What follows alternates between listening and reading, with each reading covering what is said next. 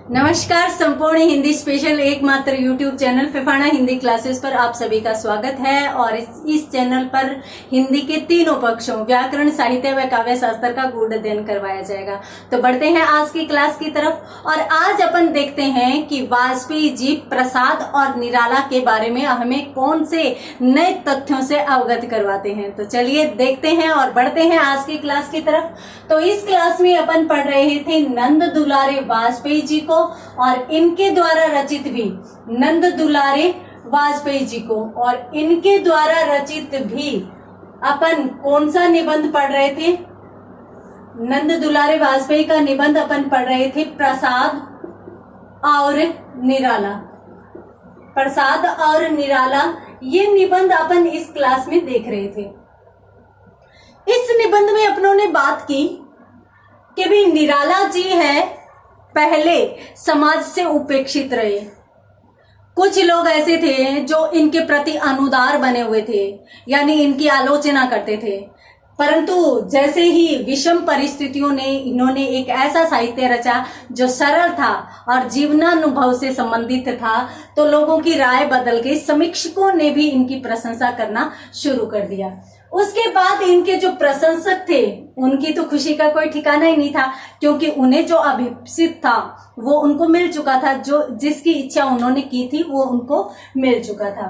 तो इस प्रकार से ये चीजें अपनों ने देखी। और उसके बाद मैंने आपको बताया था कि वाजपेयी जी ये कहते हैं कि मैंने इन्हीं दो को क्यों चुना समीक्षा के लिए या फिर तुलना के लिए। तो वो यूं कहते हैं कि भाई 20वीं शताब्दी की यदि अपन बात करें, 20वीं शताब्दी की, तो 20वीं शताब्दी में यदि अपन कोई उत्कृष्ट लेखक मान सकते हैं, या फिर अपन यूं कहें कि संपूर्ण जो 20वीं शताब्दी है उसमें दो प्रकार से लेखकों की समीक्षा की जा सकती है। दो प्रकार से संपूर्ण काव्य का या साहित्य का आंकलन किया जा सकता है। वो दो प्रकार कौन कौन से हैं? तो एक तो प्रकार है द्विवेदी युग, द्विवेदी युग और उससे पहले के रचनाकार। और बाद में दूसरा जो प्रकार है उसमें अपन लेते हैं छायावाद के कवि और छायावाद के बाद के कवि, यानी इन सभी कवियों को शामिल कर लिया जाता है। अब 20वीं शताब्दी के सभी कवियों को इन दोनों भागों में बांटकर यदि अपन संपूर्ण या समग्र आंकलन करें, तब अपन देखेंगे कि भाई इन दोनों ही क्षेत्रों में जो उत्कृष्ट कवि बैठते हैं वो प्रसाद जी और निराला जी है। या फिर अपन यूं कहें कि यहां से यहां तक जितनी काव्य प्रवृत्तियां थी, काव्यगत विशेषताएं थी, उन सभी का यदि आंकलन किया जाए तो ये प्रसाद व निराला पर आकर टिक जाते हैं। क्यों? क्योंकि ये इतने महत्वपूर्ण कवि थे, इतना उनका काव्य संसार व्यापक था कि इन सभी कवियों ने जिस जिस क्षेत्र को छुआ वहां सब जगह ये जाकर आए थे। तो इसलिए हमने है वो इन्हीं दोनों कवियों का चुनाव किया। वाजपेयी जी कहते हैं कि ऐसी बात नहीं है कि इनमें कोई भी ऐसा कवि नहीं है जो इनके समकक्ष ठहर सके। बहुत से ऐसे कवि हैं और बहुत से ऐसे कवियों की बहुत सी ऐसी रचनाएं हैं जिनको यदि अपन देखें ना तो वो विषयगत उत्कृष्टता लिए हुए हैं, परंतु अपने को आंकलन किस आधार पर करना है? समग्रता पर। यानी कवि है और एक कवि जिसकी सारी रचनाएं उत्कृष्ट हो, ऐसा नहीं है। कुछ कवियों की कुछ रचनाएं बहुत अच्छी है, जबकि इन दोनों लेखकों की यदि बात करें तो इनका संपूर्ण साहित्य ही उत्कृष्ट है। और इसीलिए हमने इन दोनों को समीक्षा के लिए चुना, इन दोनों का ही हमने चुनाव किया। तो वाजपेयी जी अपना कारण भी बता देते हैं कि भाई मैंने इनको ही क्यों लिया, क्योंकि 20वीं शताब्दी में सर्वाधिक महत्वपूर्ण और किस आधार पर? समग्रता के आधार पर कौन बैठते हैं? प्रसाद और निराला जी ही महत्वपूर्ण कवि बैठते हैं, इसलिए मैंने इनको लिया। अब यहां पर बात ये की जाए कि भाई महत्वपूर्ण ये कवि तो बैठते हैं, किस आधार पर, क्यों? तो देखते हैं अपन इसमें भी। यहां पर वाजपेयी जी है वो तुलना करते हैं किससे? अन्य कवियों से इन दोनों कवियों की, उस समय की, या अपन बात करें तत्कालीन प्रवृत्तियों की, काव्य प्रवृत्तियों की यदि बात करें, तो अन्य कवियों के साथ यदि अपन तुलना करें किसकी, प्रसाद व निराला की, तो लेखक यूं कहते हैं कि सबसे पहला अंतर तो जीवनानुभव का आता है। किसका? जीवनानुभव का, जीवनानुभव का, और जीवनानुभव की भी व्यापकता का, गहराई का। अब ये क्या चीज है? देखिए, ये दो शब्दों से मिलकर बना है, किस किस से? जीवन और अनुभव। कि जीवन के अनुभवों को जितना गहराई से और जितना व्यापक रूप में इन दोनों लेखकों ने व्यक्त किया है, उतना उस समय का कोई भी कवि नहीं कर पाया। इनका जो जीवनानुभव है ना, वो यथार्थ चित्रण से संबंधित है, उसमें कहीं कोई बनावटीपन नहीं है। उन्होंने ऐसा नहीं है कि सिर्फ और सिर्फ बाह्य उपकरणों को ही शामिल किया है, इन्होंने जीवन के अनुभव को व्यक्त किया है। लगभग कवि है वो कल्पना में विचरण करते थे, और हालांकि ऐसी चीजों को शामिल करते थे जो उस समय समाज में, देश में, राष्ट्र में प्रचलन में थी, उन समस्याओं पर भी लिखते थे। परंतु इनके साहित्य को जब अपन पढ़ते हैं तो इनके साहित्य को पढ़ते ही हमें यूं लगता है कि हाँ, बिल्कुल सही बात है।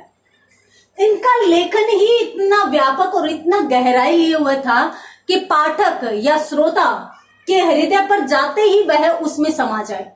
तो इन्होंने है वो पाठक के व श्रोता के हृदय तक पहुंचने का काम किया। और इनके जो अनुभव थे, देखिए, एक तो अपन यूं कह दें कि भी वहां पर ऐसा होता है, क्यों? क्योंकि हमने सुना है। अब ये बात तो होगी सुनी सुनाई, हम वहां पर गए नहीं। एक यूं कहें कि भाई हम वहां पर रहते थे तो इतना अच्छा लगता था। मान लीजिए कश्मीर के सेब है, कश्मीर के सेब बड़े अच्छे होते हैं, बड़े रसीले होते हैं, सुना है, बड़े बड़े बड़े भी होते हैं।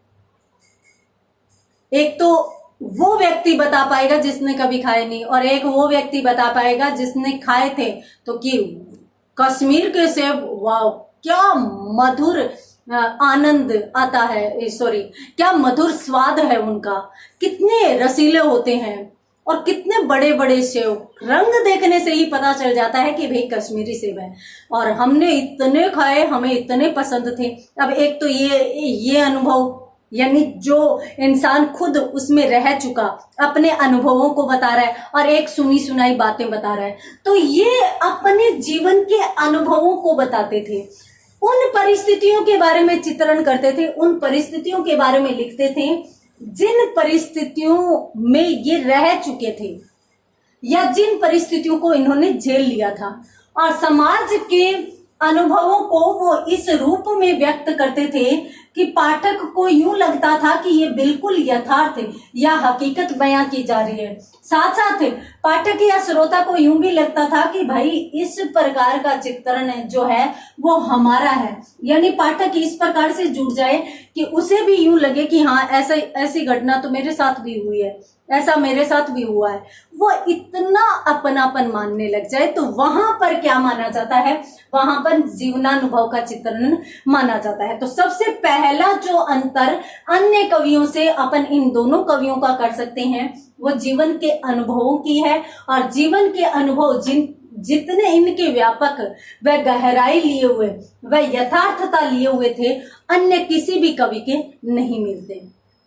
तो इसलिए इनका साहित्य क्षेत्र अत्यंत ही विस्तृत हो जाता है, व्यापक हो जाता है। तो पहली बात तो ये थी। यदि आप स्क्रीनशॉट लेना चाहते हैं तो ले लीजिए, एग्जाम नजदीक आ रही है और आपको इनकी जरूरत पड़ेगी पॉइंट्स बनाने के लिए। उसके बाद अपन बात करते हैं आगे बात करते हैं अपन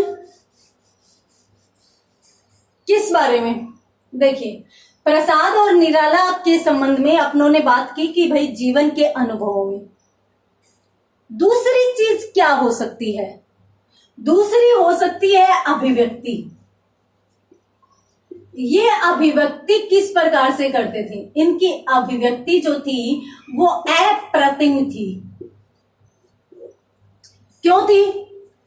क्योंकि ये एक ऐसे कवि थे जिनके पास बहुत अच्छी भाषा थी, बहुत अच्छी शैली थी। ये अपनी बात को कहना जानते थे। एक बात कहने का भी तरीका होता है जिसके लिए भी कला चाहिए, जिसके लिए भी अनुभव चाहिए। हर कोई व्यक्ति हर एक तरीके से बात की अभिव्यक्ति नहीं दे सकता। क्यों?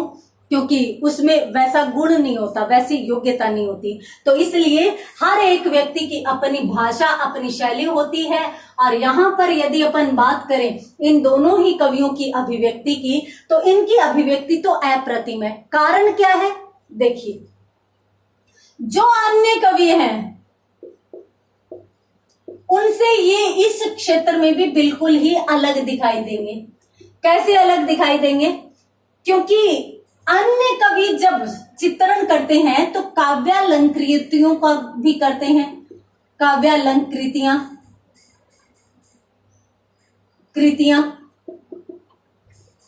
कृतियों का भी चित्रण करते हैं और साथ साथ बौद्धिक स्तर का या फिर अपन बात करें चिंतन स्तर का भी चित्रण करते हैं। काव्यालंकृति अपन कह सकते हैं काव्य का बाह्य रूप, काव्य का बाह्य रूप, बाह्य स्वरूप अपन कह सकते हैं। और जबकि बौद्धिकता अपन क्या कह सकते हैं? किसे कह सकते हैं? आंतरिक क्षमता को या आंतरिक योग्यता को। एक काव्य के, एक साहित्य के दो पक्ष होते हैं, एक बाहरी पक्ष और एक आंतरिक पक्ष। जो बाहरी पक्ष होता है, जो बाह्य पक्ष होता है, उसमें अपन भाषा को लेते हैं, अपन अलंकार को लेते हैं, अपन छंद को लेते हैं, अपन शैली को लेते हैं। इस प्रकार से अनेक तत्व बाह्य क्षेत्र में शामिल किए जाते हैं। यदि अपन आंतरिक की बात करें तो आंतरिक क्षेत्र में कवि के भाव होते हैं। कवि की बौद्धिक क्षमता होती है कि वह अपने विषय को किस रूप में, किस प्रकार से प्रकट कर पाए और कहां तक, किस हद तक वह पाठक या श्रोता को प्रभावित कर पाए। तो ये चीज क्या होती है? आंतरिक होती है। यहाँ पर बहुत से ऐसे कवि हैं जिन्होंने इनको भी शामिल किया है अपने काव्य में, इनको भी शामिल किया है, परंतु उनका जैसा चित्रण है ना, उसमें यूं लगता है कि ये तो अपना राग अलग ही अलाप रहा है और ये अपना राग अलग ही अलाप रहा है। दोनों में कहीं किसी भी प्रकार की समानता या तालमेल नहीं दिखाई देता। कहते हैं ना, पता ही नहीं चले कब अपन अलंकारों का, छंदों का, भाषा का, शैली का प्रयोग कर रहे हैं, यानी उससे संबंधित अपन अपनी विशिष्टता दे रहे हैं, और कब अपन भावों की गूढ़ता प्रकट कर जाए पता ही नहीं चलता। ये साहित्य किसका है? प्रसाद और निराला का है। जबकि इनके कवियों में या अन्य कवियों का कोई भी रचना क्षेत्र ले लीजिए, वहां पर क्या दिखाई देता है? ये अलग दिखाई देता है, ये पक्ष अलग, या फिर मैं यूं कहूं कि ये बाह्य पक्ष अलग दिखाई देता है, आंतरिक पक्ष, बाह्य पक्ष अलग बिखरा हुआ दिखाई देगा, आंतरिक पक्ष अलग बिखरा हुआ। अलग बिखरा का मतलब ये होता है कि भाई जब वो अपनी विशिष्टता देते हैं भाषा संबंधी, तो वो आंतरिक गूढ़ भाव को छोड़ देते हैं, वो उसे भूल जाते हैं। जबकि इनके कवियों में, इनके काव्यों में सहानुभूति है, और इस सहानुभूति को वो इस तरीके से अभिव्यक्ति देते हैं कि दोनों की दोनों चीजें इस प्रकार से मिलकर एकाकार हो जाती है। कौन कौन सी दोनों चीजें? बाह्य स्वरूप और आंतरिक स्वरूप इस प्रकार से एकाकार होकर पाठक के हृदय में समा जाती है कि पता ही नहीं लगता कि हम किसी स्पेशल साहित्य की विधा को पढ़ रहे हैं। ऐसे लगता है जैसे आनंद की अनुभूति अपन कर रहे हैं। आप प्रसाद जी की एक कहानी है पुरस्कार, जो आप पढ़कर आए हैं, बीए पार्ट फर्स्ट में चलती है, उस कहानी को पढ़िए, दोबारा पढ़िए, अगर याद है तो उस कहानी को याद कीजिए।